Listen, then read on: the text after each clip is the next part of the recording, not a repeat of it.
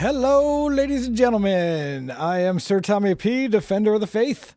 And I am Hempress Liam. And this is the Nephilim Murder Crew. It is Wednesday, New Year's Day, and we are joined today by Dan, one of the two of mmo.show. Yes, Millennial Media Offensive.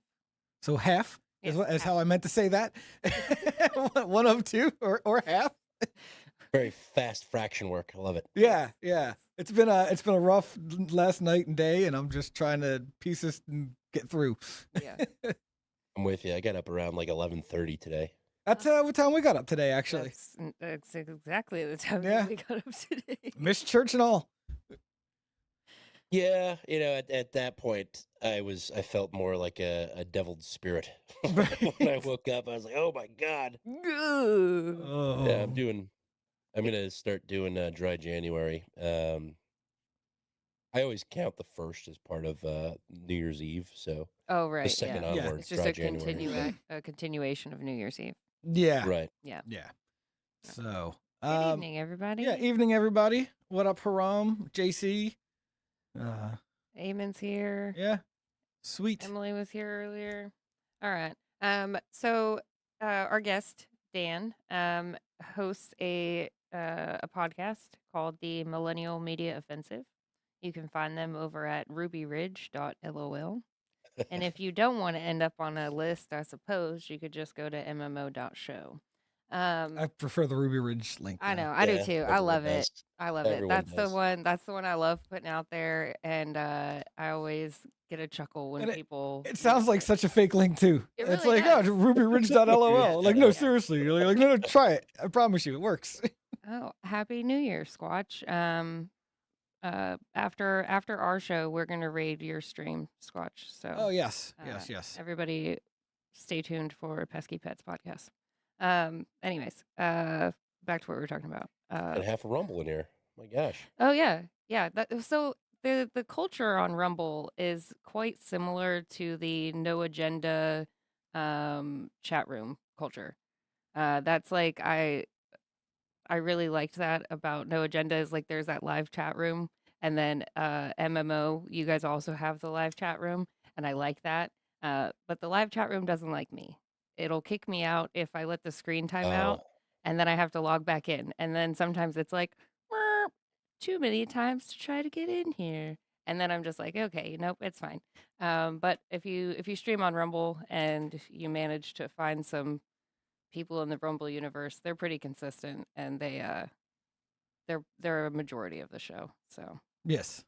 yeah, That's awesome. Yeah, that's we were touching on this a little bit before we went live, but like the culture and the collection of odd individuals, Yeah. here or there that you are friends with online, but maybe if you had just passed on in real life, you wouldn't have made that connection. wouldn't I have think thought that's the twice best about part it. of it. Yeah. Right. That is definitely the best part of it. Okay, so you just did an episode of Millennial Media Offensive.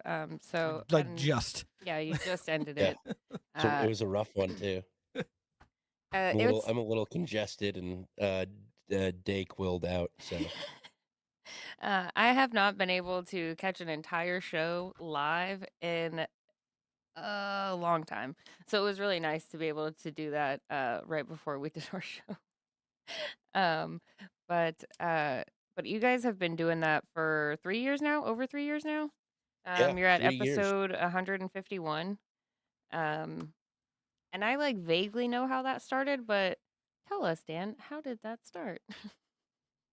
So I really was a big fan of the No Agenda show. Mhm. But I wanted to listen to it live on Thursdays, but I kept just forgetting Yeah. to listen. So I created an internet stream similar to that of like the No Agenda stream, but basically it would just play like lo-fi beats while I work because I work from home, and then it would switch over to No Agenda, at 11 a.m. at the time on Thursday. Genius. And so I would always have that on in my room, and then it would play that. And out of that, I was like, I downloaded Butt. I don't know if you know what Butt is, broadcast using this device. Basically, it's a way of connecting to these streams. And I would I'd text my brother. I'd be like, hey, listen, send him a link. And then I would, call him gay. And he'd be like, "What the hell?" So it was just it started off with fun, and it just grew from that. Where um, I was listening to No Agenda, and I just felt like there's some younger topics where they had a very set opinion, and it was like the same opinions my parents held, Yeah. and it wasn't as specifically nuanced as I would have liked. Just with more internet related stuff. Yeah. And so I came up with the idea of doing like a millennial no agenda, Yeah, and it just grew out of that. I love that. yeah, I definitely understand what you're talking about there, where sometimes the correct information is presented, but we reach the wrong conclusion. Right. And it is very skewed on our generations. You know what I mean? Absolutely. Because yeah, and you think you think it would be the older generations having seen so much of the nonsense, they would be the least trusting of the government, but it's not. The ones who have seen the most of it seem to still trust the government for some reason, and the ones that are like, you guys not seeing this shit over the last couple years, like, Right. Right. yeah, And that's like one of the more redeeming qualities of Gen Z, I think, too, is they don't fall for the same schemes and stuff that our parents did, and us on some level did hmm as millennials. Yeah. You guys are millennials, right? I'm an You- Xer, yeah, she's a millennial. I'm a millennial. I'm a that happens. 1990. Yeah, My wife, so I was born in 92. My wife was born in 96. So if I'm an edge case millennial, she might be an edge case millennial, zillennial right.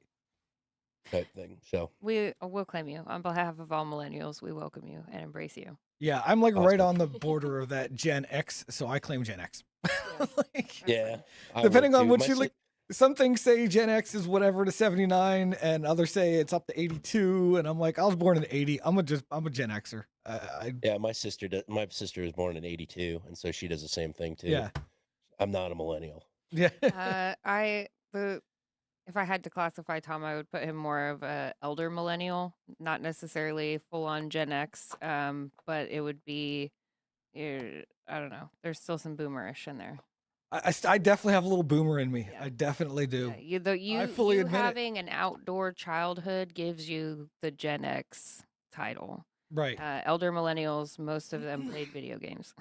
right, and that's kind of where my generation is split, especially people my age. Like half the people I grew up with by the time they were, still pre-teen, Mhm. were hooked on the Nintendos. Nintendo NES was out; it was a Sure. thing, and people spent all the time playing video games. And then Sega came out, and then N64, and these people never left their house to play video games. And then there's people like me who easy video games were just not our thing, and we still went out and played every day and built forts and fucking did whatever. Rode their bikes 30 miles a day. Yeah. Yeah, so I grew up in like the woods of Wisconsin. It's called Sheboygan. You probably Yeah. maybe have heard of it. Yeah, I'm familiar with Sheboygan.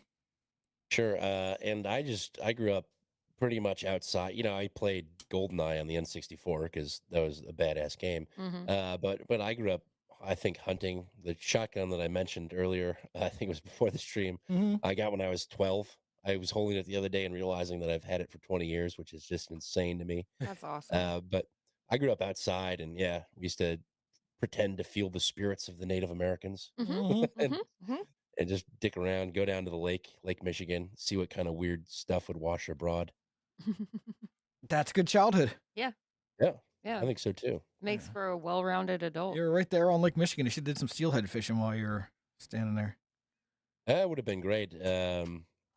We mostly were just like we found a woman's bra one day on the lake shore. We were like, oh my god, this is the greatest thing ever. Right? What do we do with this? I don't know, but it's cool. Yeah, we hooked it to like some branches and started shooting rocks out of it. Yeah, it's a slingshot. Yeah, Slingshot. obviously. Yeah. Obviously. That's the most obvious thing to do with it. But yeah, but I think it was formative because we were allowed to be bored. You know what I mean? Mhm. We didn't have constant stimulation.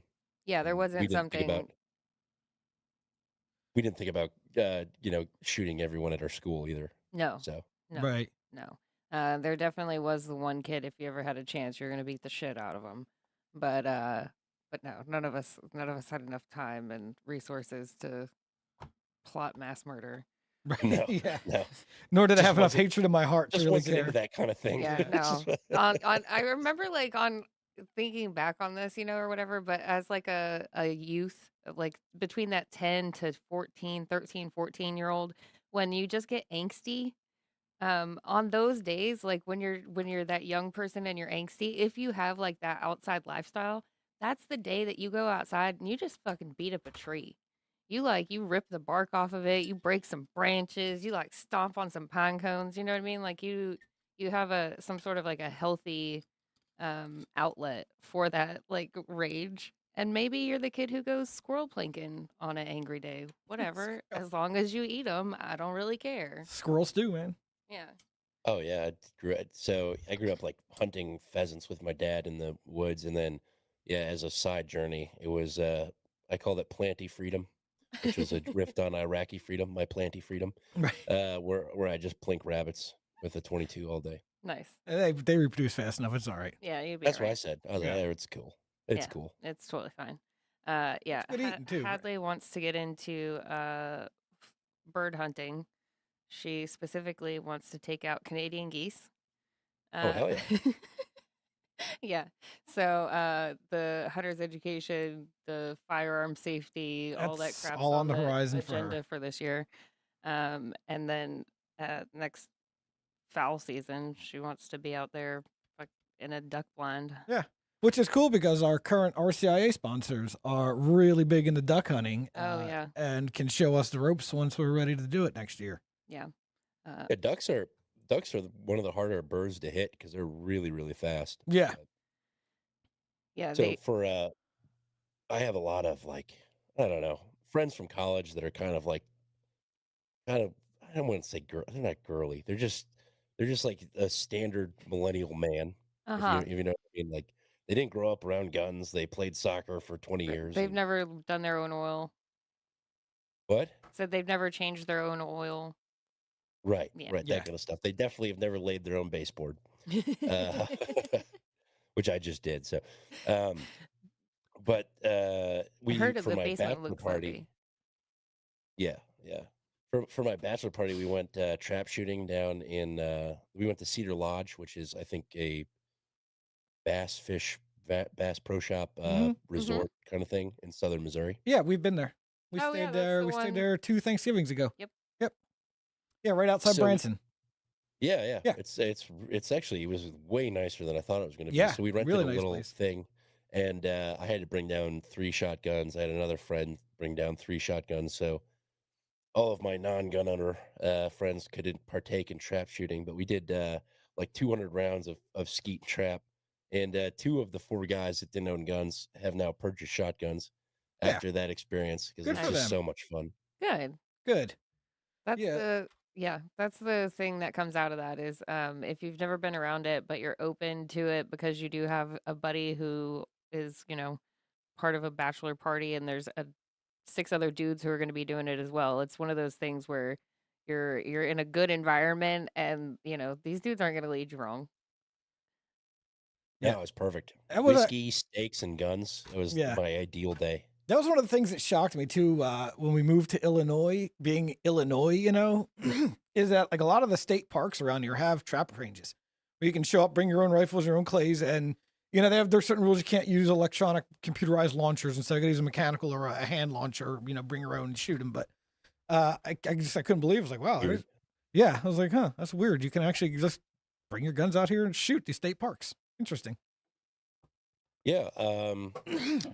For a friend's birthday one year, he wanted to do pheasant hunting, so we went to a place in Illinois where pretty much they plant birds out in the field, and then they'll have a guy that goes with you and kicks them up, and you shoot them. Mhm. It's not very sporting. It's kind of like I don't know what I'd describe it as shooting fish in a barrel, maybe, but Right, yeah. it was a good time. It was in Illinois, and I'd never done anything like that before. Yeah.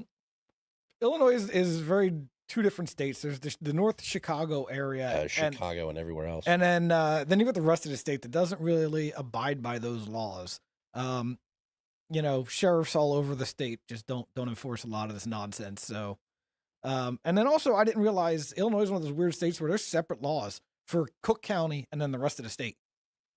Like magazine capacity bans and laws are only in Cook County. The rest of the state they don't exist.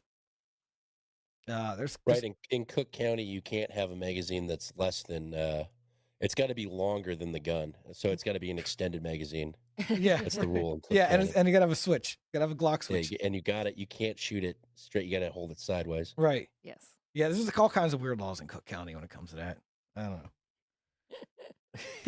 Oh, the O block laws, the O Right. laws. Uh, What? You guys are you're fine. You're Was- fine. She's No, I was reading that Katie Zed used to climb the tallest tree or go up to the roof when she was an angsty teen. yeah. There's a lot of ways that I don't know, healthy ways that kids used to fucking deal with shit. Now it's all what is craziness. I remember the feeling, right? But like what is it? Is it a deep-seated like a I don't know, angstiness or Uh, just like a lack of control in your life? Yeah, it's a bit of like a lack of control, but also like you know that you're not capable of controlling anything, and even if you could control it, what the fuck would you do? Um, it's like a I don't like a little bit of a damned if you do, damned if you don't situation. Because also in that age, you're in the beginnings of that adolescent autonomy where you're trying to no longer be like the sweet little baby. I'm not a baby no more. You know, like the hormones have kicked on. You're uh starting to head into the I have to like separate from my family to go out on my own. And that angst is just like a I don't know, it's like that funky feeling of like even if I could do anything, what the heck am I gonna do? Because I don't know nothing. Yeah, Yeah. that's kind of been the theme for males in my family with the whole grow it up and go away, you know, Mhm. Yeah. Yeah. for your family. Like every guy in my family lives where his wife's family was from, which is odd. Oh, that is odd. Yeah, But it's not that's uncommon. no, that is very common these days, to be honest with you. Ever since the feminist revolution and the sexual revolution, and when men lost their balls and women took control of the world, Repeal the 19th. that's just kind of it's been one of those societal rules that everybody follows. Where happy wife, happy life. Wherever your right, wife and wants to live, you also live. Wherever your wife wants to do, you do. Whatever your wife says, you know. and also you can't expect to remove a woman from her family. How is she gonna know how to be a mother and a wife without being around her mother who, Yeah, and honestly, historically, for thousands and thousands and thousands of years, that's how it's worked. The husband came by and got his wife, and they left, and they went Yeah. back to his family's people. You know what I mean? Like, and started a life there, and took over lands, and yada yada yada. Yeah. So, Says in the chat, "Hi Dan, do you like violence? yeah, Certain kinds, yeah. Right on." Appropriate amounts, QB. Yeah, it is interesting that whole concept of history and tradition and where you move and where you go and that kind of stuff. I am not a St. Louis native. Obviously, look at how white I am. right, No, yeah, screw- clearly, but my wife is a St. Louis native, so I live here, and I enjoy St. Louis a lot. I think it gets a very bad rap. Some parts rightfully rap so, but other parts are great. But it is a predominantly Catholic city, hmm and it's kind of like where I grew up, which was a predominantly Catholic city. And so it's like for my whole life, I thought you were either Catholic or you were, uh, dyed your hair pink. And Oh yeah, there was definitely probably no assumption of an in between. no, Yeah. yeah, it was there was no like religion, like like some kid would be Lutheran, you'd be like, oh my god, hmm I have a diverse friend. right, yeah. That's a strange, exotic religion. What is that? What is that? Tell me more, but Which god do you believe in again? Exactly. What is this sola scriptura you speak of? I believe in Jesus. How about you? Yeah. Oh, sola fide. What is that? I don't understand what you're talking about here, buddy. Yeah. um. Yeah, I don't know, man. I'm very much more of a traditional American, is where I live, where the money is. You know what I mean? Like we moved here for job opportunity, and before that, the reason we moved was job opportunity and um, it's just Well, the read before that, we left Washington State because we wanted the fuck out of We Washington wanted out of State. Washington State. Yeah. Yeah. Yeah, Yeah. and we fled to New Jersey. I know that doesn't sound like you're me. Like we fled from Washington State to New A little Jersey. bit of an improvement. Yeah, not really. Not really. Not really. It was No. a, it was a, it was a It was down. Washington with tolls. Yeah, it was definitely a some step extent. down With from tolls. Washington Yeah. State. It was definitely and Yeah. much higher taxes. Much higher taxes. Yeah, you're paying a whole lot more to be treated like shit in New Jersey, you know? Yeah. But yeah, so what we went there was a temporary, because that's where all my family lives. And I didn't see my family in 20 something years, you know? So it was like, oh, go spend a couple years around my mom and dad and yada yada. And then we were planning on leaving for Oklahoma. And then I got this call about this job and we came here instead. And we love the Midwest. Yeah, but yeah, I mean, we're going to Oklahoma for the same reasons, though. Cheap land, good economy. It was just, that's where the most bang for the buck, and that's the American way, man. Go where you can live that American dream. That's right. Amen to that. That's why excuse me. I don't love cities at all. Yeah. But I do like the amounts of opportunities that there are by living around them or Yes. near them. Oh, yeah, yeah. Here's what I will say about cities, because I'm actually contemplating moving into the city for the first time in my entire life. The city, like Chicago. No. Peoria. Or like Peoria. Peoria. But it's still in a city, you know what I mean? Still a city. Sure. Like living in Peoria proper, not on the outskirts suburbs, or you know what I mean? And mainly because of the beautiful, beautiful Catholic churches in these cities, these old, huge stone and gold monuments to God. You know, you don't get those in the suburbs or in the country. Yeah, they're not out there. Well, that's a noble reason. Most people move to places because there's a cheesecake factory. Yeah, no, there's just some beautiful, gorgeous churches in Peoria, Yeah. and like, And if we lived in Peoria, they'd all be like 7 minutes away. and we'd also be part of that And community. we would be part of that community. As opposed to, like the church community we're in now, where it's a very old Protestant boomer Catholic religion, we lift them up. Yeah, church built in the 70s. I'm talking about felt banners and Yeah. whatnot, that kind of stuff. That's my local parish is like one of those 60s build where the it was high tech for the time, where the lights on like the top are also double as speakers. Yeah. But those Yeah. speakers haven't worked in 20 years, so there's a Yeah, new it looks sound more like system. an auditorium than a church. Yeah. Yeah, it's how ours That's is, great our local. parish. But yeah, then I drive 15 minutes across the bridge and I've got this beautiful 1800s gorgeous stone and gold and everything marble, and you know what I mean? And they do one of those, like what they call the unicorn Novus Ordo mass, where it's like, all proper and chanting in Latin mixed in and all the good stuff. Where it's actually So this is funny, and so this is kind of, I think, where I don't mean to create a divide or a faction and be like, I was born into it, so I'm better, yeah.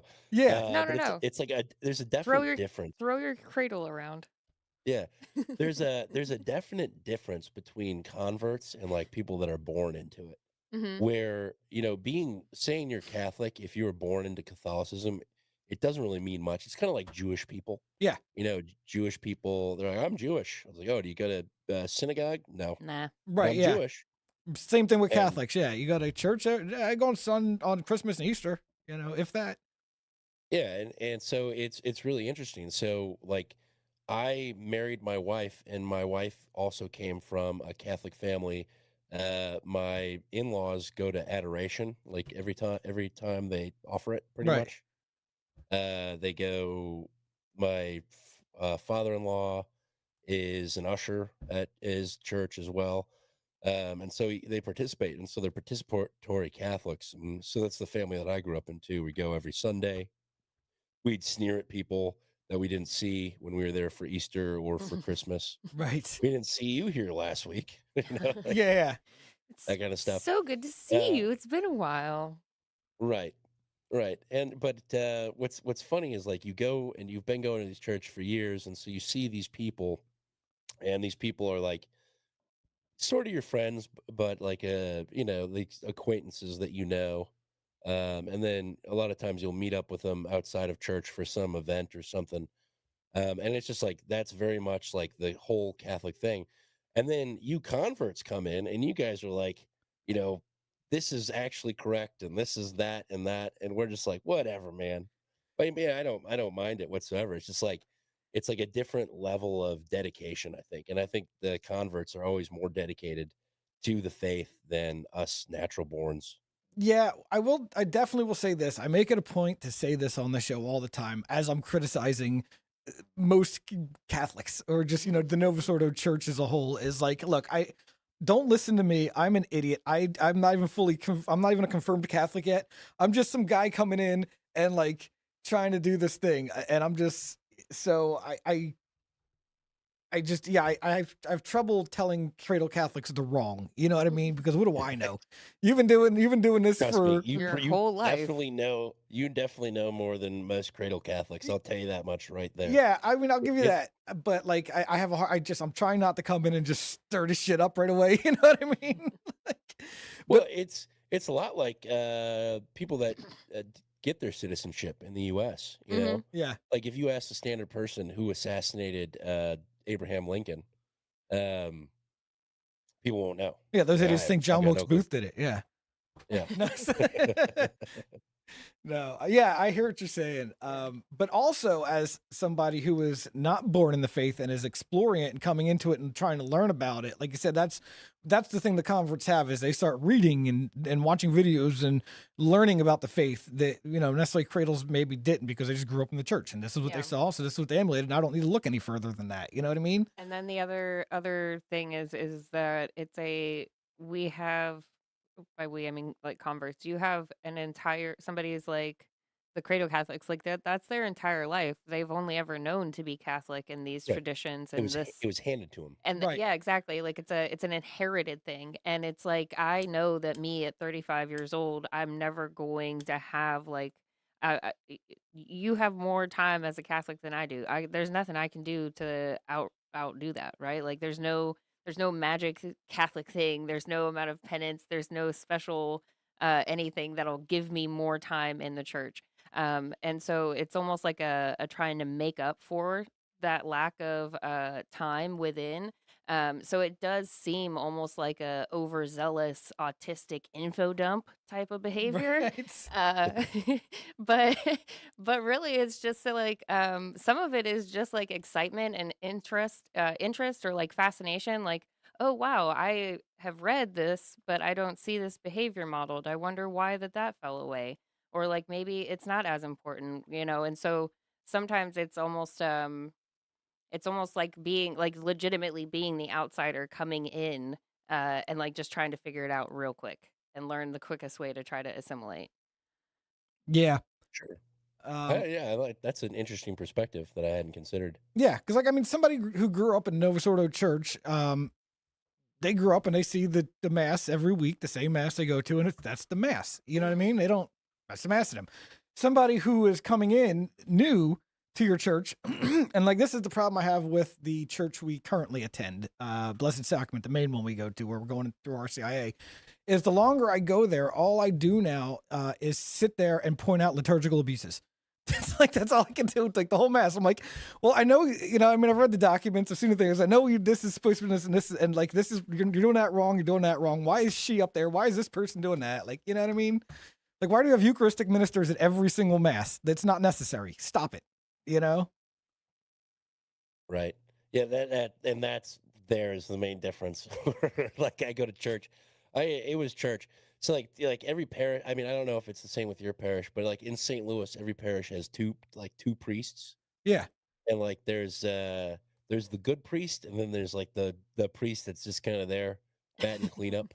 And Right. it's like everyone wants to go. And so it's funny because if you accidentally go to the bad priest mass, it's like a different church entirely. You're like, who are these people? It's like there's like 50 fewer people and everyone's just kind of like Yeah, but I will tell you the main reason why we stuck at Blessed Sacrament, especially to RCIA, as opposed to going over to Sacred Heart in Peoria, where it's just that beautiful church without any of the liturgical abuses. The reason why I say there is because of the priest. So Father Adam is the pastor, the head priest. Wonderful man. He wishes he could do things a little more traditional, but if he did, the parishioners would instantly write to the bishop. They would revolt. You know what I mean? Yeah, they'd revolt against him. So, Yeah. I get it. And then we just recently, within the last couple months, got the second priest there. He's fresh out of seminary, which could be a bad thing, but it's actually he's a really good guy. We're actually probably going to have him on the show here soon. Oh, awesome. Yeah, but he's super cool young guy. His he needs some polish up there, and especially when it comes to homilies and stuff. He's sounds a little robotic, as most people do when they're not. It's funny you say that, because there was this past it was Christmas Eve Mass or Christmas morning Mass. I can't even remember. There's been so many events happening the last week. But it was the new priest, and he's newer. His name's man, I only know Father Kevin. I can't even remember his name right now. But he is very robotic. He's very robotic. His homily is like, and he's younger than me, and I'm 32. Yeah. And he like delivers, tries to do a jokey line, and then he goes into like a serious stuff. But it's like the same template every week, and I feel like it's kind of his structure, like how he's structured. And I think Father Kevin, who's more veteran, first of all, he looks like Hopper. Have you ever seen Stranger Things? The sheriff. Yeah. Okay, yeah. He's like the sheriff in Stranger Things. Looks like just an absolute beast of a guy. Super kind, funny, very personable.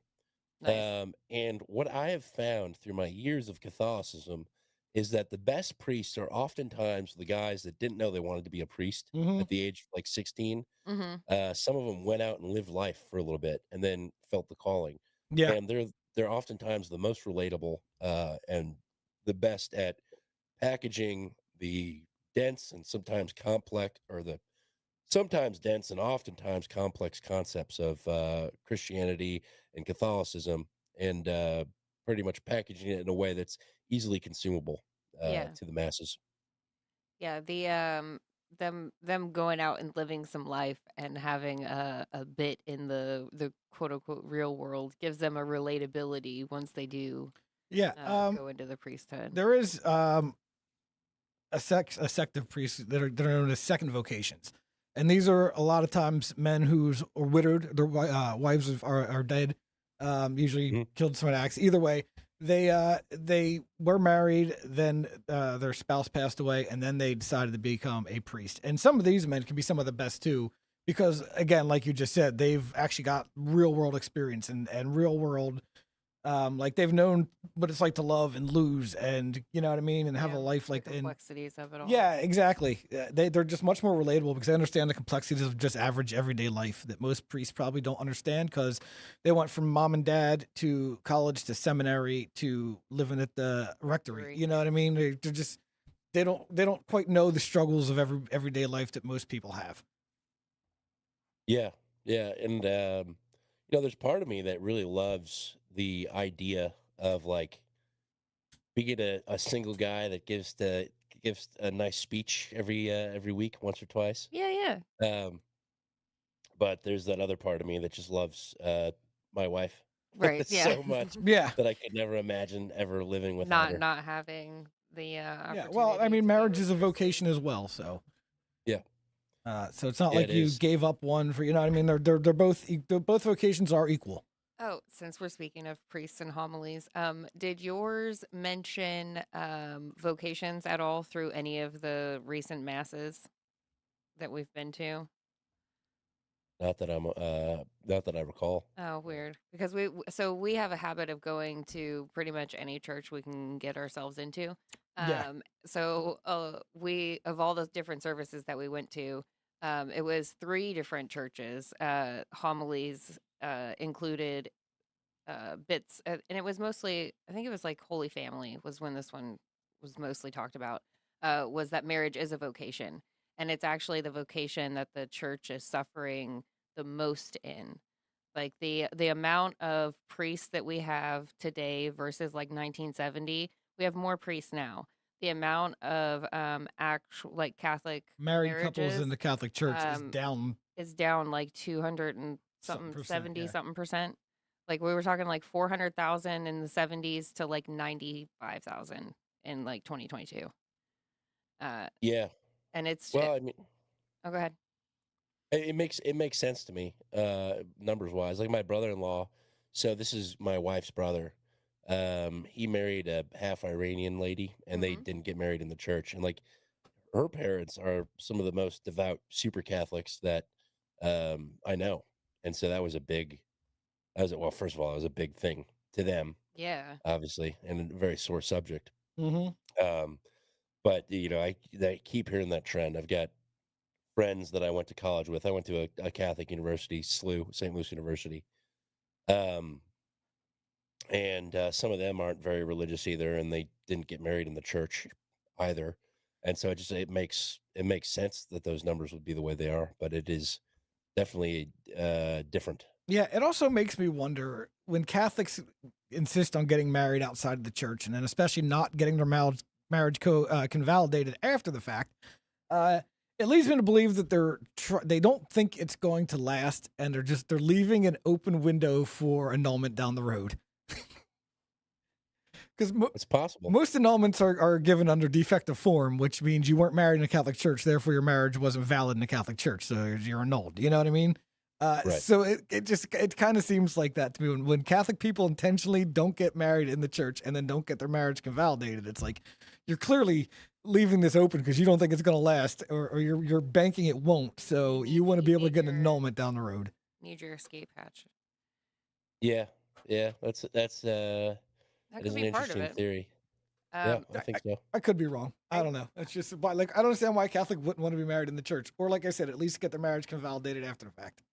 I think a lot of them, it's more of like they're cradle Catholics and like culturally Catholic, as like a cultural Jew. Like mm, I was born in a Jewish family. I was right, Yeah. born right, in a right. Catholic My home parents because that's baptized me. My parents had me go through catechesis. I was like 8 or 9 years old. Yeah, I guess yeah, there is Yeah. secular Judaism nowadays is what we call it. Jewish people that are just they're Jewish. Is it, Ethnically. ethnically, it's a nationality to them or whatever. Um, so I guess that it would be secular Catholics. Kind of would be the same thing. Like sure, I was born Catholic. I was baptized. I went through the sacraments as a child, and I stopped going to Catholic church when I became an adult. Like, but I still tell people I'm Catholic. right. Right. I still tick the I- box of Catholic when I fill out paperwork. Interesting. You you guys, I don't know if you would, but the concept of Catholic guilt. Are you familiar with the concept Oh of yeah. Catholic guilt? Yeah, Oh yeah. kind of like That's white something guilt. you feel. Yes and no. So my mother, her mother and her grandmother, they were all Catholic. My great grandmother ran the kitchen at a Catholic school. That's how her kids went to Catholic school. And that's how my mom Sure. went to Catholic school. So like I come from Catholic people. And my grandmother, my dad's mother, was Catholic and then married a Mormon man and decided to be Mormon. And then my mom married a Mormon dude and decided to be Mormon. So the idea of Catholic guilt has always, I've been aware of it my entire life. Now I'm just glad that I have a reason for it, or at least a legitimate reason for having it. But I don't know. I guess it's the same guilt and anxiety that other people have. They just don't know why they have it Like because they're labeled it. yeah, but exactly, and that's the thing is like psychotherapy and like that whole field is basically taking the place of going to confession, right? Like the same unburdened feelings that you get from going to therapy and paying $279 an hour is the same benefit you get from 5 minutes in the confessional Right. for free 99. Right. Yeah, I agree with you. I think you hit it on the head there. I happen to be feeling it a little bit because I did I was gonna do dry January with my wife, and Uh, I kind of made up an excuse where I'm like, but I consider that to be New Year's Day too because she made Mexican bowls for dinner. how could I have Mexican bowls without a Modelo? That's right. I call this Mexican apple juice, Right. Ah. and so I cracked two of them open before I even remembered that that's what I was gonna do. uh, So a little bit of Catholic guilt there. Yeah. that's all right. Uh, 10 Hail Marys. Yeah. Speaking of, you hand me the malort, please. Sure. I But this thought is awesome. I never talked anything about Catholicism. It is interesting because like within the little sphere of the internet that John and I have started to carve out, there is a great deal of stigmatism towards oh Catholicism. yeah. Like even Oh like yeah. I know John might not bring it up often, but I know somewhere deep down in his heart there's a little bit of disdain for Oh, there's got to be. Catholics. Yeah, no, I definitely know, and it's been a struggle for me, to be honest. I grew up, I was baptized Catholic as a baby, and then my Okay. mother, when I was about 3, my mother left the Catholic Church to go be a non-denominational, Pentecostal-leaning weirdo church people, evangelicals we call them. Your typical American Christian. The Sure. Bible-based church. The dispensationalists, Israel is the Jews are God's chosen people, and yada yada. Our number one allies. Yeah. Yes, the Schofield people. So I grew up in that kind of church, and I definitely was just like, yeah, this ain't it. This ain't it. But because of growing up in my formative years in that church and being told specifically Catholics are not Christians, Catholics are not going to heaven, Catholics are evil, Catholics are Satan worshipers, Catholics are this, Catholics are that. It's been like, I still to this day have like inklings of doubt, like, oh, am I, am I being duped here? Is this wrong? What am I? And then I'm like, no. But yes, it's still something I struggle with occasionally, having been programmed to the Catholicism bad. Oh, absolutely. That's the thing. Those people that go to like festivals or large events and hold the signs, and they'll say, hell is coming for you, masturbators, drinkers, all this thing. One of the signs said Catholics on it. I was like, that's funny. So I actually posed with the guy and got a photo. Nice. Yeah, and honestly, too, one of the things I got to remind myself, and I remind people of all the time, is like, that the government has lied to you about everything in world history up until this point, except for the Catholics. They were telling you the truth about Catholics. You know what I mean? Yeah, exactly. Like everything you know about history is a lie, except for the shit they told you about Catholics. That's all true. They're evil. You know what I mean? definitely worth believing on face value. No questions. Right. No further investigations. Yeah. Just be mad about priests being creepos. There you go. Be justified. Yeah. Yeah. There's some of that. And my dad, for instance, wouldn't let me like be an altar boy growing up because that was like his main concern. Right. It's his same view on like the military. My dad said like, don't join the military. It's for someone else's kid to get killed. And my dad has all due reverence for the military. He just Right, yeah. didn't want that for me. Didn't want that for you. Yeah. Yeah. I would say your dad is not wrong. Yeah. No. I would definitely say dad's not, but also somebody who had been in the military, I would say my life would have turned out very differently had not been for my experiences there. So it definitely played a positive net in my life, but it could have gone the other way just as easily. Negative, yeah. You know what I mean? Right, I could have had a different experience and come back, gotten out addicted to heroin and whatever, like a lot of people, or so upset and screwed up in the head that I kill myself. It's a roll of the dice, man. You know what I mean? It really is a roll of the dice. So if you don't have to, again, it was not anything derogatory towards the military. It was literally just I don't want that for you. I don't want that for you. Yeah, no. And if you've got another route that you can take in life to get those similar kinds of experiences, or if you just don't need them, if you're shocker, if you have a dad who says I don't want that for you, you'll probably fare okay. You can. Well, I don't know. I had good parents. I didn't have traumas or problems, but I'm just saying, like, I definitely grew up as a man in those 5 years. Yeah. Definitely learned to think about personal responsibility and stuff like that. Oh yeah. There's also lots of young people don't need learners lessons. They come out, you know what I mean? Like they've already got kind of a good base and aren't troublemakers and doing dumb shit. But I was doing dumb shit, being a troublemaker. Really didn't have, much going for me, other than good parents and I didn't have anything within me telling me to do better. You know what I mean? Telling me I need to grow up. There was no external motivators. Yeah. So the military definitely like, oh shit, I need to grow the fuck up and take shit seriously. You know what I mean? Yeah, and nothing but respect for it. I was talking to a guy who is in the, I believe he's in the Air Force. He might just fly planes in the Army. I'm not sure for sure. He flies Ospreys, those helicopter plane combos. Yep. Okay, yeah, it could be either. And so on MMO we talk a lot about geopolitics, and one of the big focuses is the tensions between Taiwan and China. And he was telling me like their training is all focused on like island hopping, Yeah. flying from island and fighting and flying from island. And so I think that stuff's so fascinating. And part of me wishes that I would have had that experience, but um, I just, my dad, Mm. you know, Okay. Like I said, your dad, nothing wrong with the advice your dad gave you. Nothing at all. yeah, So maybe I'd Solid. be in better shape. yeah, no, I don't know, man. I was in better shape for a lot of those years, but age gets the best of everybody. Oh, if anyone listening or you guys, I'm 2025 is my year. I'm gonna kick ass this year and get in shape. So I've been looking for an accountability buddy. An accountability. You're looking for an buddy. accountability buddy? Yeah. Huh. What kind of accountability buddy are you looking for? Somebody I was to thinking just I set a defined goal of like I'm gonna do this and kind of so like MMO the show, it is like a responsibility where every Tuesday I show up with clips. Mhm. And it's just like this agreement that it's a promise that I owe to John, and now there's Now a healthy everybody. group of Yeah. people that like the show. So it's like we do it every Tuesday. So it's like I have this duty and obligation to it. When it comes to like my physical health, there's me, and I need to want it, but I also need to have a little bit of the Catholic guilt. I need somebody to say, hey, did You do that you thing? run today? Yeah. You do No. that thing you're supposed to do? Yeah. Did you hop on your bike Yeah. today? Did how much did you eat? Yeah. Right.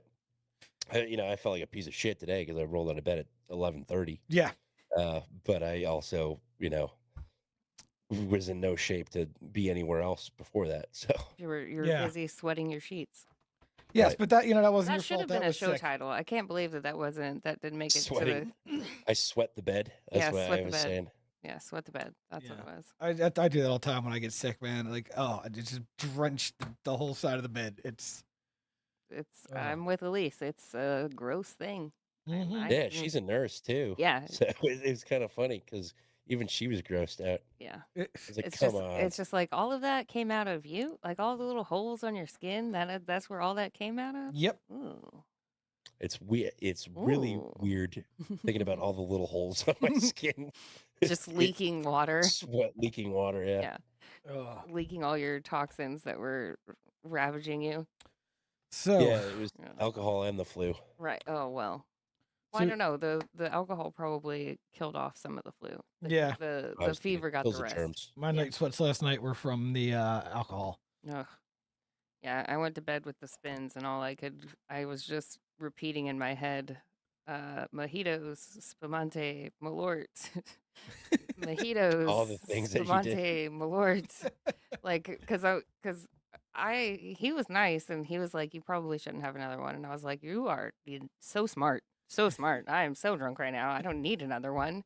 And I still was going to be like sipping on Malort. So I stopped drinking, but then midnight happened. So you have to drink a half a bottle of champagne. Right. Yeah. Yep. Yeah. So as I'm laying in bed with like Otherwise, the communists win. Right. right, Yes. otherwise communists win. Exactly. Yeah. So like as I'm laying in bed, feeling like I have a water bed, which I do not, I was like, mojitos, spumante, Malort.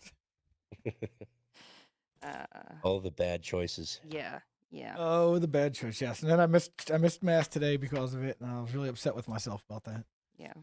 Doesn't matter. Yeah. We filled our obligation by going yesterday. We went to 2 masses last night, vigil masses. So we fulfilled our obligation. Yeah, you're good. Trust me, you're good. Yeah, but like it's not about fulfilling my obligation. That's not why I go to mass. I enjoy mass. Yeah. You guys have the Cradle Catholic seal of approval on that. Oh, Yeah. sweet. Thanks. Sweet. Yeah. Oh, we'll let them know. Actually, we were told it was okay. We had the seal of approval. Yeah. Hey, So we were given a pass, guys. Okay. you guys have that thing where when I was growing up at my parish, there were the people that were, converting to Catholicism.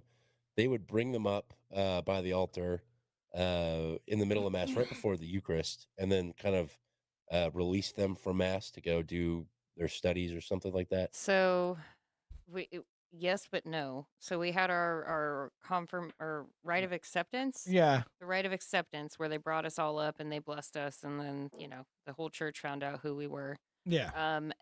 And now we are in the part of RCIA where we have breaking open the word, which is where we excuse ourselves prior to the Eucharist.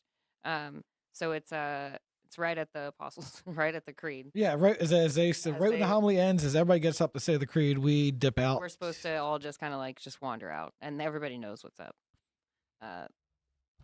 That's Yeah. weird. You know what I mean? Yeah, It is odd. It is I odd. agree. But also, as someone who's sat through communion, I can't be a part of for almost a year. It makes sense to tell the catechumens to go ahead and get on out of here. Right. This ain't for you. Yeah, I mean, well, traditionally, that's what the catechumens did. Is they left. They didn't sit through the liturgy of the Eucharist at mass. They left after the homily. Yeah. Because that wasn't. That's for them. all. Yeah, that's it. That's the part of the mass that's for the. Yeah, I know definitely pre 1955 that was the case. I think even when they in the 62 missal that was still the case. I don't think it was until the Novus Ordo was officially adopted in that they started not doing that. And instead everybody goes up and does this dumb crap and get their blessing instead of their Eucharist. Yeah. Yeah. Which we Vatican II. we don't do that. We Oh. stay kneeling on our kneeler, and as everybody goes up and gets their Yeah. Eucharist and their blessing, because Yeah, the only ones that don't bother me with the blessing are like the under 10 crowd. Oh, the kids, the The kids little haven't made it to their kids, first it's- communion. Yeah. It's cute. It's like you're learning how to do this. Well, you're not going to leave your kid in the seat while you go up. You know what I mean? Right, Bring your kid exactly. with you, let him get his blessing. Yeah. Well, there's some where if you're a Catholic and you're not in good standing, Then yeah, yeah, like you're if you supposed didn't to make it to get confession. a Yeah. blessing and not the Eucharist. Mhm. Yeah, I know that as a Catholic, you are not supposed to receive the Eucharist if you have mortal sin. The Eucharist itself can cleanse you of your venial sins, but any mortal sin, you are not supposed to partake. Am I correct in this? Is this what you guys have been taught as cradle Catholics? You'd know more than I would. Okay, because that is in fact the stance of the Catholic Church. That is in the canon law and in the catechism. Is that you are not supposed to receive if you have mortal sin or you're eating damnation upon yourself, is essentially how they word that. So, but like I said, we go to mass.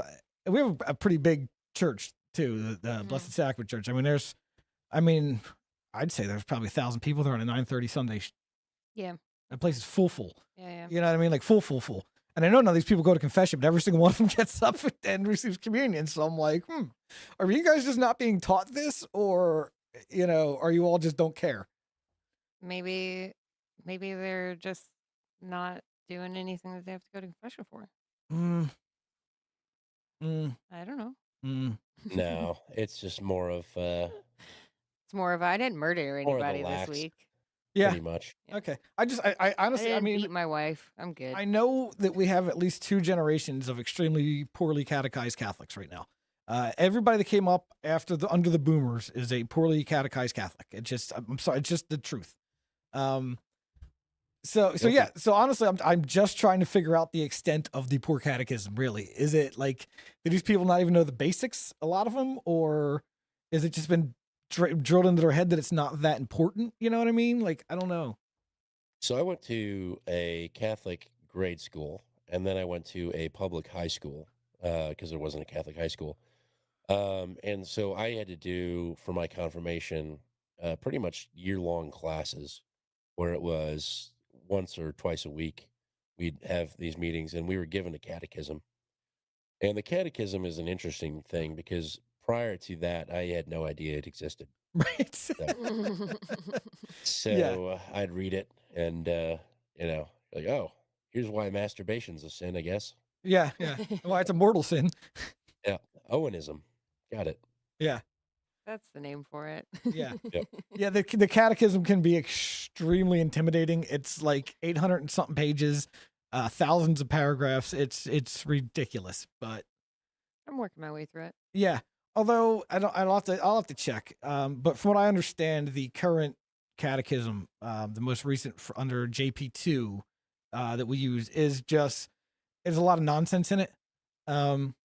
It just there's a lot of stuff in there that doesn't make any sense and isn't actually part of the catechism. I'll have to check. Oh. But I hear the older catechisms of the 50s are the way to go. Interesting. Yeah. I'll have to get me a Pre-Vatican copy. II. Yeah. Honestly, pre John the 23rd. You know, like I said, pre 55. Pre Sure. pre yeah. Yeah, Yeah, I guess that before would be Stephen A. preconciliar. Yes, preconciliar. So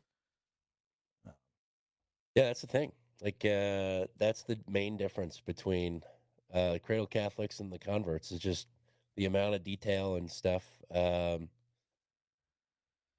don't know. I love that your guys' passion for it. It's just funny because I just have very like my concerns are a lot less than that when it comes to stuff. right, yeah. No, I hear you. But again, like I just in some ways I do wish I would have just grown up and somebody like this is how you be Catholic, and then that's how I live my life. Like Just this is what I accept was it. told to, but like I didn't have that, so I've got to try to figure it out myself now. Like I said, you talk to 10 different people and you'll hear 10 different ways of how you be Catholic. You know what I mean? Yeah. Right. So it's really hard these days coming in and like because there is no set catechism anymore. It doesn't seem like there's not. It's just it's parish by parish on how you be Catholic essentially. Yep. And parish to parish, it all is filtered through old ladies who are Yes. used to talking to small children, who have to explain these complex ideas to small children. So their understanding has to be such a simple one that like trying to get them to think any harder than like an 8-year-old would think about it is just asking way too much. Yeah. But also, like I said, when it ultimately comes down to you have poorly catechized people catechizing people. So I don't put the blame on them. I put the blame on the church. It's not these people's fault that they were poorly catechized. You know what I mean? Like, as somebody who was born into it, I don't know that I would do all the extra. I always say that, well, people can open a book, they can look at the internet. But like, if I was born Catholic and was Catholic my whole life and went to mass every Sunday and every holy day of obligation, and I carried my life a certain way, like I wouldn't think I needed to open these books and learn how to be Catholic. You know what I mean? Like the thought would never That's cross right. my mind. We got it. We got it. It was our birthday gift. Yeah, You know? yeah. It was your birthright. You were born Catholic. You know, Yeah. good for you. Just don't convert to Judaism. Yeah. Be good. Just stay Catholic. That's all I ask. Just stay Catholic. It'll be good. Yeah. Yep. Even I poorly will. a poorly Trust me. catechized Catholic is still better than no Catholic at all. I go the default route every time. That's the way. Yeah. No, not the way, but no, I hear what you're saying. Oh. What do we got going on in the chat here? Emily's son decided that he was gonna pay for pizza tonight. Oh, He said, "No, Mom, I'm buying pizza with my money." good for you, Em. Yeah. We're You got already some hardcore Catholics in the chat here. yeah, I don't Ryan, are you Catholic? Yeah, I don't know. Because if you are, why didn't you come to church with us in Florida, Goofy? Right. We found you because he's a cradle Catholic. He doesn't need to go to church. I was just about to say we found you everywhere else we went in Florida, but we didn't find you at church with us. Right. These God's chosen people. Yeah. Yeah. The cradle Catholics. Yeah. No, for sure. Well, I mean, we have a saying on the show. It's cradle Catholics create hard times create converts create good times create cradle Catholics. It's There you go. I like that. It's a circle of life, you know? Yeah. Well, Oh. outside of being Catholic, what else you guys do? That's Any other it. things? We just do Catholic, and that's about it. Just do Catholic. Yeah, no, fishing. We do a lot of Yeah, we fishing. do Everybody knows we do a fishing. lot of fishing. Oh yeah. a lot of camping. I did know that. A lot of traveling. Yes. Do fishing and camping. Yeah, we're trying to get down to Merrimack Springs again soon. So maybe we'll see if you guys can. Yeah, Meet I'm up, still do like bummed that didn't work out the Yeah. first time. But honestly. maybe we get That's together on a me. Saturday and go fishing or something now. I'm for it. Yeah, especially now it's the off season. You know, Oh, it's yeah. kind of cold, but there's no people there, and we love that. It's too cold for everybody else. But Ugh. don't worry, we have a diesel heater. Oh, nice. Yeah. Yeah, I grew up on a small. Well, I grew up next to Lake Michigan, but there's a small lake next to Lake Michigan, and people used to always ice fish in their huts and stuff. Mm-hmm. And so I used to watch them, and then when they'd leave, I'd go out there with like a 2x4, and I'd nail open their old hole, and I'd drop a standard size fishing pole down it, and see if I couldn't catch anything. Did you ever catch anything? No. No. Well, Okay. well, I Worth didn't a try shot. that long though because it was like 17 degrees and I freezing. was Yeah, freezing to death. I go back and forth with ice fishing. Sometimes I look at ice fishing and I'm like, the only reason to do that is if you just can't stand being in the house with your wife. Exactly. And That's then the only reason. yeah, but then also I'm like, oh no, that might be kind of cool. I go back and forth. It's usually more on the side of that's what you do when you can't stand your wife. Yeah, when you don't have a garage to hide in. Yeah, yeah.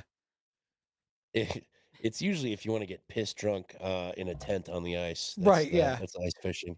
That's always a good idea. Let's go get drunk Oh, on I the guess. ice. Yeah, it's frowned upon if you're just out there drinking in a tent. But if you drill a hole in the ice and have a fishing Then pole, it's cool. it's Right, acceptable. yeah. Then there's the reason for it. It's acceptable. Yeah, Yeah. drinking in parking lots is not advised unless there's a sporting event. Yeah. Then it's a tailgate.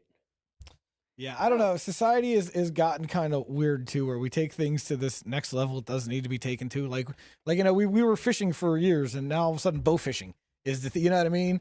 And now instead of just regular ice fishing, guys are cutting big squares out and ice spear fishing through these holes. I haven't seen that. Yeah, That yeah, sounds- spear holes. They cut out these big squares instead of just little round holes, and they stand there and they try to spear fish in the ice. Like, you I'm fucking not kidding gonna me? lie. I would like to see what that's about. That sounds kind of fun. I'm not gonna knock it before I try it. But Like, yeah. where are we at as humans? Where it's like, you know what, guys? I don't know. Let's run it back. Let's try this. Yeah, let's. Let's run it all the way back to the rocks and sticks ages. I guess who am I to talk shit? I'm the one who's always talking about we need to go backward in time, and I'm sitting here bitching at these people for spearfishing. They just went too far back. Yeah, They went there's- too far back. Too far. we'll just stop at the 50s, guys. 'Cause it was Yeah. perfect for the 50s. It was perfect. We'll just go back to that and stay Combustion there. engines and the telephone. Yeah. Yep. So my dad got was like when he was a kid, he grew up in Kenosha, so that's closer to Illinois than Sheboygan. Yeah. But he got a scuba diving tank when he was like a kid and a spear gun, and so he was in the water with the fish spearing them. And so growing up, my dad, his parents brought it up one time, and yeah, the rubber on the tube was all cracked, so my dad replaced it. And I remember a summer I was just shooting bass and bluegill, and dude, bass is so gross when you eat it. Is I've it? heard I've never eaten it. We've There's a reason why contemplated it people before. don't eat it. that. That's the thing is there's one YouTube fisher channel, AO Fishing, and he has a buddy named Davy Gravy, and I don't know what's wrong with Davy Gravy, some medical thing. Cerebral palsy. it looks Cerebral like. palsy, that's what it is. And they'll go fishing and they do catch and cooks. And Davy's very picky. He doesn't really eat any of the fish. And so AO normally eats the bass tacos, but he's always complaining about it. So it got to a point where I was like, are they edible? Like, can you eat them? Because, like, is it that bad? But then I was really leaning on the fact, like, nobody fucking eats them. It's Yeah. like a, Yeah, you catch them, you look at the big old mess I got, and fucking throw the bitch back. We tried that carp that one time. Yeah. It that wasn't carp. great, Carp's but it not wasn't horrible. awful. It No, it not, wasn't. Yeah. It wasn't horrible. It was firm. The meat was firm. It was okay. Like, I don't know. Yeah. I wouldn't eat it, but like I took a bite out of it and we fed it to the dog. Yeah, the dog ate it. How do Good you dog sell food. carp to people? How? That's How? a joke. Oh, how? Call it tilapia. Yeah, right. That's Yeah, exactly that's what you do. that is a good way to do it. Uh. Yeah, the carp situation in the Illinois River is annoying. Yeah, one of these days I'm gonna bring the shotgun so we can do some shotgun fishing. Okay. You have the jumping ones. Yeah. Oh yeah. Oh yeah. Yeah, they've Yeah. One hit Hadley in the chest one day. We were cruising down the Oh, river. The thing jeez. jumped up, took it right in the chest, knocked her over. Would have been much better had you just shot it. right. Yeah. Uh, I would love to do that. I love that. I want to those guys that pull gators out of swamps and then shoot them between the eyes with a 22. shoot it. Yeah. Shoot 'em. I would Shoot love to it. do that. Shoot it. Yeah. It sounds fun until you're there. And then in the moment, it's not nearly as fun. You've done that? No, I've not done that. But living in East Texas, I have friends who like in alligator season they do go gator hunting, and I've been invited, and I'm like, I don't think so. Like I'll fuck around and hop on a bull at TVE, but like I'm not going to alligator hunting. You guys are on your own. No, thank you. No. I wouldn't want to fall in. That's Yeah, for sure. that's the thing. It's like I'm not. No. Mm-mm. Mm-mm. One day I will have an alligator farm, but it's not. No. Yes. Trasquatch. I love trout. I love trout as well. That is my favorite fish to catch and eat. They're delicious. I love everything about trout. Yeah. That's what my neighbor. He's a big fly fisher, and he always has given us bags of trout, lots of trout. Yeah.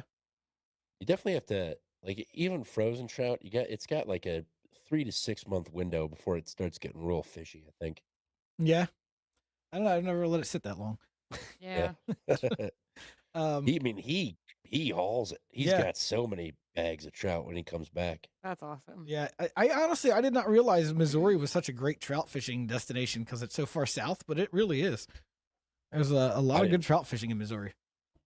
So I've never been a huge fisherman, but I do. You know, I used to enjoy the worm and bobber growing up. Right. My little nephew Max, I guess he's 12 now, but he is an avid fisherman. He loves any body of water that can take a hook. He'll throw it in there. Yeah. Nice. That's good. It's a good kid. Yeah. It'll keep him He out is a of good trouble kid. in his. Yeah. Keep him out of trouble. Definitely. Yeah. Too busy fishing. I don't want to go out and do drugs. I want to fish. Yep. I don't have drug money. I gotta Wait get till he lures. finds out you can fish and do drugs. Right. Yeah. Well, Right. we'll try to keep that secret from Well- him. Okay. Uncle Dan will have to tell him about the fish whistle. Yeah. That's right. Right. Damn allergies are acting up again. Ugh. Yeah. Max. Speaking of the fish whistle. Yeah. About Speaking time. of a fish whistle. Oh man. So let's see. I didn't know if you wanted to talk any current events since you just got done doing a show talking about current events, but Yeah, I can talk current events. I don't know if there's anything you wanted to bring up in front of our viewers or any discussion you wanted to hammer on a little more that you talked about on your show. Well, what's kind of wild, and the details were coming out live when we were talking about it, was we were talking about New Orleans, and also, so the New Orleans attack happened at Yeah. 3 a.m. this morning. Guy drives an electric vehicle, an electric truck, through a bunch of people in New Orleans, and you know everyone's saying he's an American citizen. He's got some long Muslim-sounding name. right, he had an ISIS flag flying from the truck. Right. If you look at him, he looks like a black guy. And then if you hear him talk, because somebody has a clip from him talking, he sounds like a standard black guy as well, from like the Southern black guy. Yeah. But what's interesting? Oh, go ahead. No, go ahead. What's interesting? So what broke while we were doing the show was that a Tesla blew up in front of Trump Tower in Las Vegas. Yes. Another electric car. Yeah. Both of these electric cars were rented through the same app. Huh. Turbo or Tuvo or something like that. Yeah. So it's like an organized Turo. kind of attack that happened. Yeah. Turo is the app. Turo. Yeah, it's like Airbnb for cars. You just show up and rent people's cars from them. You know, people buy cars they can't afford, but Luxury cars, yeah. they can rent them out here and there to make their payment. You know, it's the American way nowadays. Yeah, I thought it was kind of interesting though, because it's like that now seems like this was kind of a coordinated thing. Yeah, I saw the video of the Cybertruck blowing up. That was not. Sorry. Good. No, I'm not. I'm good. The old fish whistle. Yeah, that was not a battery pack explosion. That was not a natural phenomenon of a battery pack and an electric vehicle exploding. I can tell you this 100% with accuracy as an expert on the subject. So yeah, I think I've heard what you do before, so I take your word for it. No, I'm an expert in electric vehicles. So I'll leave it at that. But either way, yes, that's not how battery packs explode. They catch fire. And it's a chain reaction that sets off as a psh, psh, psh, psh, psh. They go a cell at a time. They don't just all go at once. I can't think of a conceivable natural occurring scenario that would cause every cell to just explode at once like that. That's just not how it works. Sure. And the fireworks display was not consistent, what I would call, with a lithium explosion. Because, again, it's more of a rapid fire than an outward explosion when these battery packs go up. You know what I mean? Right. So I don't buy that was just some type of, the car just exploded, you know? So you think there was definitely an external or a third party explosive device that would have caused the reaction? Yes, there was something else was in there that caused that, for sure, in my opinion. But I'm not shocked. The only thing that shocked me at all about this story when it came out was that it was Louisiana. Because, I mean, if we remember the Germany, same thing happened at the Christmas market in Germany. Yeah. Truck drove through a crowd of people. So I'm like, oh, yeah, okay, New Year's Eve, Well, we're and going to see a then truck drive through a crowd of people. You know what I mean? It was just, and then last year at a Christmas parade here, we had a similar thing happen. was that last year or the year before? Yeah. That was in Wisconsin, wasn't it? Yeah. Yeah. The black guy drove through Yeah. like 25 people. I think it was like a year or two ago. Okay, it might have been 2 Christmases ago now. So it was completely predictable scenario. You know what I mean? Just in Louisiana was the part that threw me off. I've expected to see it in somewhere north, more populated. I don't know. Not that New Orleans isn't populated, but I'd have expected more like New York City or. It's not a New Year's Eve place that you think of when you think of New Year's Eve celebrations. Yeah, Right. I'd have thought Chicago or New York or LA or somewhere, Seattle. Just not New Orleans. So it's interesting that they would use these rented cars as well. Well, you're not going to use your own car. Of course. Right. It's not like you're coming back from that, you know. And like I was just about to say, because what, you're gonna need it to get groceries next week? Yeah. Like, and Also, if you're going to use a vehicle to mow down people as a weapon, like an electric vehicle is the perfect option. It's quiet. People aren't going to know it's coming to the last minute. Oof. And they weigh a fucking ton. Oof. An electric pickup truck weighs like 9,000 pounds. Yeah. Was this guy in New Orleans, you could see he definitely took a couple of rounds to the body. He was very much dead. Yeah. That's another thing. Like, I grew up seeing these very graphic scenes all the time. And it's just kind of weird where part of like civilized society that doesn't exist on the internet solely or doesn't exist on the internet at all. Like, that's graphic. We can't show that on the news. Meanwhile, it's like, they don't show it on the news to like our boomer parents. Right. Meanwhile, we've all seen the actual thing. Even on though we've Twitter. all seen it floating around the other corners of the internet or other media outlets. Right. Yeah, Right. it's just a modern take of ancient time. You know what I mean? Like think back to the Middle Ages and the stuff people used to see, the violence, the wars, the public tortures and executions and things like that. So it's humanity as a We used whole. to go to an arena just to watch it. Yeah. Right, So yeah. humanity as a whole has been desensitized to this type of violence forever. It's really that we kind of took it away for a few generations. Like, I don't know, from the late 1800s, post Civil War up until today, really. Yeah. Right. It There's just been wasn't a removal. other of that than layer. you've got the world wars and stuff, but that's very localized to an area. People didn't, like, nobody here in America lived through, the men who had to go over there and fight, obviously, but like your average, most people that didn't have to go and fight, they didn't know what was happening. the right. type of violence that was happening over there. You know what I mean? I think there was probably, it was like Vietnam was the first televised war, they say. And Yeah. I think there was such a reaction to Vietnam, and one that was not in favor for like a more hawkish administration. Yeah. You can't show these that- people millions or hundreds of thousands of people dying and being burned alive with napalm and expect them to support it.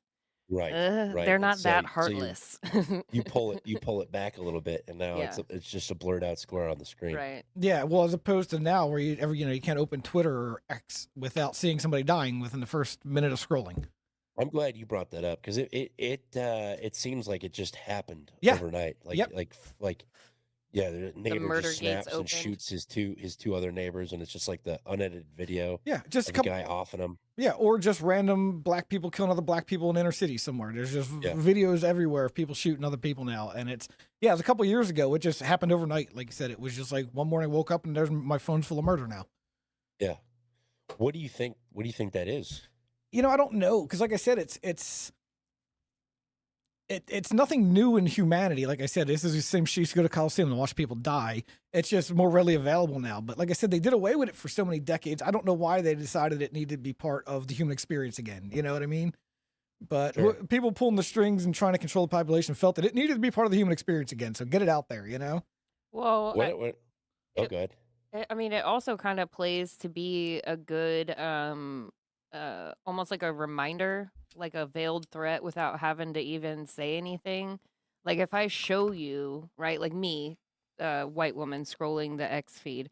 If I show you major cities and shopping centers as fucking war zones, what's your bitch ass gonna do? You're not gonna go to a shopping center because it's a war zone. That's not where white ladies belong. So it sends the message to, you know, the person consuming it of either heightened awareness, or, you know, I'm just like, I'm not gonna find myself on the subway. No, thank you. I'll pay the exorbitant Uber fees. I'll get the stupid Sure. Manhattan pass for $75 a day. I don't care. I'm not trying to get lit on fire or shoved off the platform. It's Uh, Yeah, a that just bad happened day. again yesterday, today. Did you see that? Yeah, somebody got pushed in front of the subway. Yeah. Fortunately, he didn't die. But yeah, another one. and that, Cultural enricher shoving people in front of the subway. yeah. That's right. And It'll be a few inches shorter though. Yeah. The other side of it is the cultural enrichers come from a place where human life has been so devalued that you show up to America where, don't get me wrong, we're not fucking bastions of valuing human life, but we have some standards.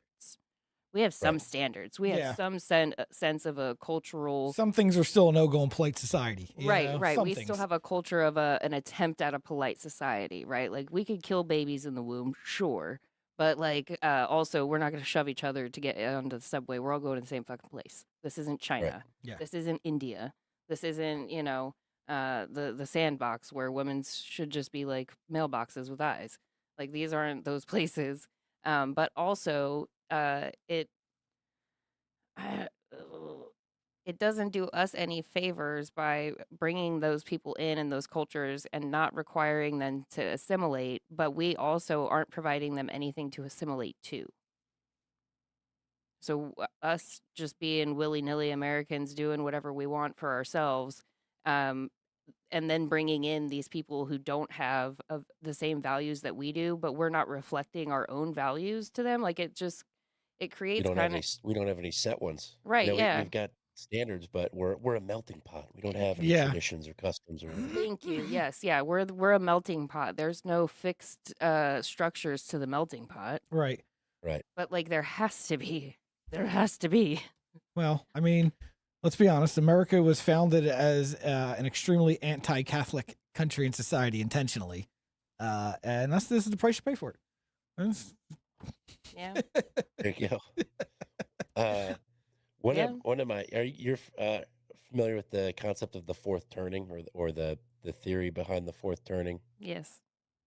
Basically, like every 80 to 100 years, American history repeats itself. Yeah. And the guys have like they kind of like loosely made those connections throughout all of American history. So one of my theories as to like why we're seeing this stuff on Twitter is that we're about due for a large kind of altercation A globally, shift. Yeah. so to speak. Yeah. And we've coddled these generations for many years. With the house And it's like, pets. The house pets yeah, need to know that there's an outside. The house pets Yeah. need to know that there's a fucking feral version of them right, out there because somebody's going to forget to close the door one day. Or I'm not right, going to be able to take care of you. I'm going to have to set you loose. I'm going to have to it's either take you to the pound where they're going to kill you or dump you off a dirt road. And for your safety, I'm going to dump you off the dirt road. So just take a look at these fucking feral coyotes, learn their behaviors and try not to get got by them. right. And I think yeah, I don't That's know. I that's a pretty good. I mean, that's a good as idea as I've heard. I mean, probably better than most I've heard. So I'm a fan of the fourth turning only because it can't be this much curated chaos for the amount of time it's been for no fucking yeah, reason. like I think it's right, the shit is coming. People, I'm not even get used to this. a qualified villain or a bad guy. But I can, if I wanted to sit down and be vindictive, this is a pretty fucking solid plan. And also taking in the consideration that like humans are humans and we have a tendency to do the same shit over and over again. Yeah, there is a cyclical nature to all of this. And the that it's somewhere between 3 generations. And which is the 80 to 100 years. Like within that time span, you can do some stuff. And if nothing too crazy changes, you can carry it on.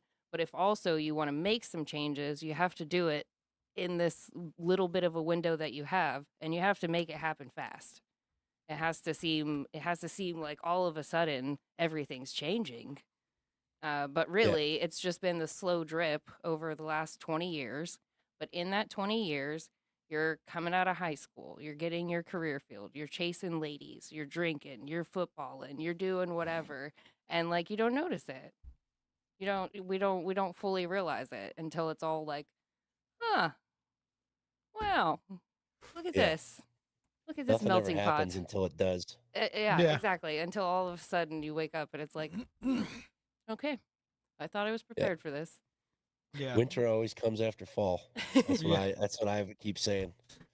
When everyone's like, I can't believe how bad society's gotten. I go, winter comes after fall.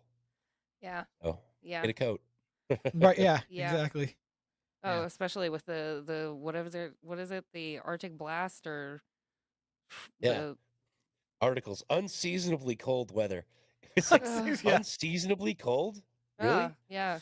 Yeah. What Winter's season Because should this cold be? winter is usually so warm. right. Yeah. Exactly. As you can tell from the palm trees outside. Right. Oh. I remember when we first got here it was January 2nd, 2022 is when we first got to Illinois. And we got here, it was like -2 degrees. Mm-hmm. There was like not even much snow. There was like an inch of snow on the ground though. It was frozen And solid. that snow never melted until like March. Like we didn't see Yep. the grass in our yard till March. And yeah, so like unseasonably cold weather. I'm like, what the fuck? What is unseasonably cold I can for see the, my grass for this right part of the now. country? Yeah. Right. Well, I mean, usually it's right after Christmas that winter, and I've noticed this in St. Louis. It's right after Christmas where winter like starts, where it gets really cold and it snows a lot. It happened last year, happened the year before, Mm-hmm. and it looks like it's going to happen this year. I think Sunday we're supposed to get a bunch of snow. Yep. Yeah. So we're supposed to get a little bit of snow here tomorrow. They'll get about like an inch tomorrow. Mm-hmm. But then they're saying 6 inches over the weekend, I think is what I heard for our area. So Yeah, we shut down. St. Louis shuts down. They don't know how to handle it. yeah. That's It's a fair. French city, so It's probably best, honestly. Oh, I meant to ask you while we were talking about Catholic stuff. Have you been to the cathedral in St. Louis? yeah, it's beautiful. I was gonna say you guys need to check it out if you guys love those going to beautiful churches like that. Yes, I've been wanting we to do. check that out, and I was just curious if it's as beautiful as I have seen in pictures, and if it's Worth the worth the 2.5 hour drive to catch a mass there. I can't say that there's going to be any theocratic fallacies. Any liturgical abuses? Yeah. Yeah, liturgical abuses. I'm not so concerned about the liturgical abuses if it's that beautiful of a. I'll wait till my second trip there to start complaining about the quality of the mass. Yeah. We've got a lot of churches. So St. Louis is a French city. The French are Catholic. Yes. Mhm. So it's just like a Catholic environment. But St. Xavier College Church is where I got married to my wife, Oh, awesome. and it is just a beautiful, beautiful church inside and out. And so you guys could come to St. Louis and do like a Catholic church tour. Yeah, we probably will wind up doing that soon, like in the spring. Yep, that's what we I did might when join ya. we That went to sounds Florida. awesome. Yeah, that's what we did. Went to Florida. We hit 6 masses in 6 days. Yep. Yep. Oh, you crazy kids! Yeah, I know. We really How got I into many- can't party like you guys can. How many different churches was it? It was 5 churches 5 and 6 churches? masses. Yeah, we went to the one church twice because of Next to the the hotel. event. Yeah, we picked the hotel that was next door to a Catholic church when we had to stay in Lady Lake those 2 nights. Yeah. We were strategic about it Yeah, and then convinced people to go to mass with us both days. yeah. Doing Just, it. like, I wish I could send it in the chat.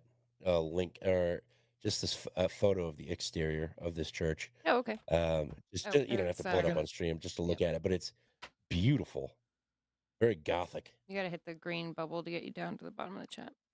I know. I'm getting there. Oh. Just gotta get over here. Okay. There you go. Not there yet. Oh, there it is. Oh wow, that is beautiful. Yeah. Oh, yeah. That looks a lot like Sacred Heart, the church we really like to go to. It's a little wider, it's bigger, Yeah, but very similar style. Yeah. Beautiful. Yeah, that's a gorgeous church. I'd love to go check that place. I'm sure the inside is Put equally it as up beautiful. on the screen. Oh yeah, I can That'd do be that. cool. I'd have to drag it over here. Hold on.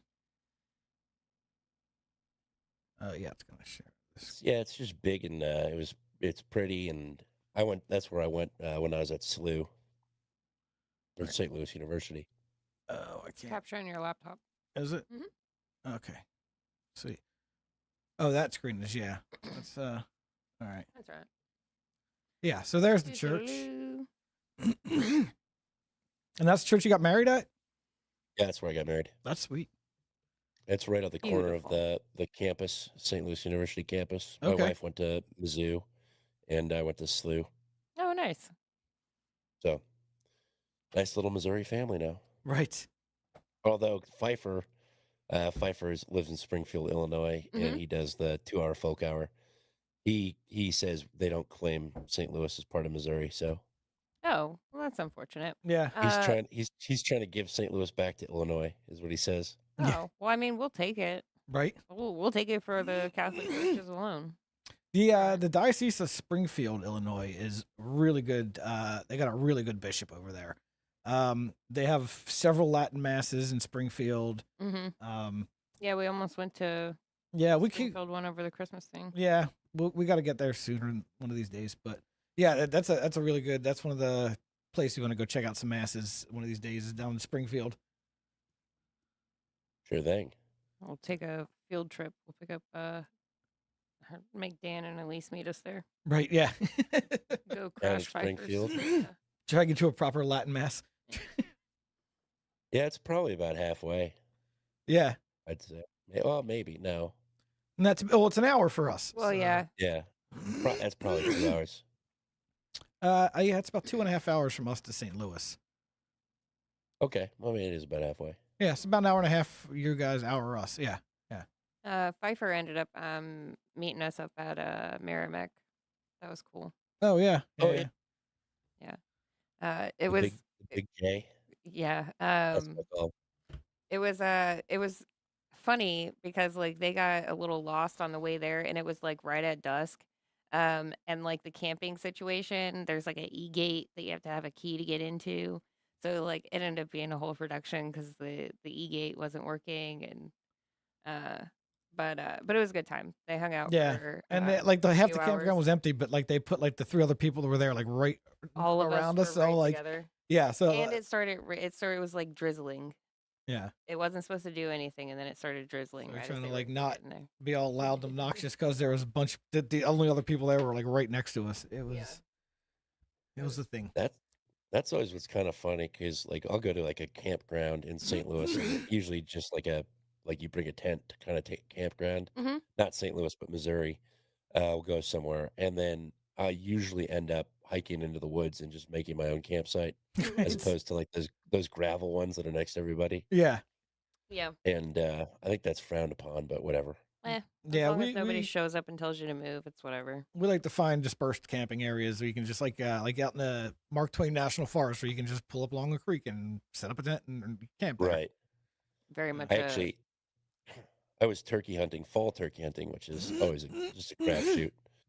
Pretty much fall turkey hunting, it means you just like to take a hike in the woods and with a you gun. just like to go wander. Yeah. Yeah. It was in the Angeline Conservation Area, which is about 2 hours south of St. Louis. And I got horribly lost. And I had no cell phone service. And so I had to climb like the largest hill I could find. Got a bar. And I just dropped my location to Dad. I go, I'll be within 10 miles of this point if you don't hear from me within a couple of days. Oh man, good times. All right, well, it's been an hour and a half, and I know you've already done 3.5 hours, so I think we'll call it a night tonight. We appreciate your time. Why don't you tell everybody where they can find you? Right on. You can go to mmo.show and or type in Millennial Media Offensive. I always say go to mmo.show because that's a really long and difficult title, but mmo.show, any podcasting app you can think of, we're on there. So Excellent. love it. Thanks for having me on, guys. Yeah, no, we appreciate it. We will definitely have to do this again. We enjoyed this conversation immensely. Yes. Absolutely. I like this too. Yeah, it's always nice to have another Catholic to chat with. Even if we're just those stinking cradle Catholics. That doesn't Right. matter. Catholic's No, a it's Catholic, okay. bud. Catholic's a Catholic. Right, yeah. We can, we have a relatability and understanding. We Right. both have the Catholic guilt. We all have the Catholic guilt. So Yeah. it's the glue that keeps us together. Yeah, you guys definitely have it when you're talking about. I missed mass today, but Yeah. we went twice yesterday, so Right. yeah, Yeah. that's a hardcore pace. Tomorrow's adoration, and I already know that I'm gonna do a second shift, so it's no big deal because I have not done any of the stuff I usually do this last week. Yes. So Yeah. I gotta make up my time, I guess. We went to a lot of masses, but yes, we spent less time doing adoration and prayer. So Right. yeah, I don't know. Pity, pity. I know that's why the world was a shitty place this week. My Yes. apologies. It Yeah. won't happen again. Our prayer life slipping, and next thing you know, you got a guy driving an electric vehicle through. Driving trucks and Yeah. Tesla's blowing up. Right. Just sheer anarchy. Right. But with that being said, I would like to say thank you to the chat. You guys are wonderful. I love that you guys had your own little conversation going this whole time. Right. I'm going to read it after we get off screen. But I love you guys, and thank you for coming and hanging out. I highly encourage you to go check out Millennial Media Offensive. You can find them on all podcasting apps. If you want something audio only, go to mmo.show, hit up the stream, find a podcast on there, download it. Y'all know how to do this stuff. But it's much better than consuming news on a regular basis. It's just 1 week, 3 hours, 2 dudes. It's nice. So thank you, Dan, for the last 2 years of deconstructing media for me every Tuesday, even when you didn't want to and even when you were sick. I appreciate that. It's dedication. You do, and it's not gay. That's what. And it's not it is gay. very not gay. It is Yes. very not gay. It is just the right amount of Just two male not. banter. Yeah, it's just two not gay dudes. Two not gay white dudes. It's two not gay white dudes. I Right. mean, what more do you That's right. people want? You The know? media doesn't want you to watch them. Yeah. Right. They try Just- to kill my stream every week. Just two happily married millennial dudes trying to not stroke out. Yeah. I like Yeah. that. That's our new tagline. There you go. Yeah. All right, guys, we're out of here. Yeah. Thanks for coming out, guys. Thank you, Dan. Thank you.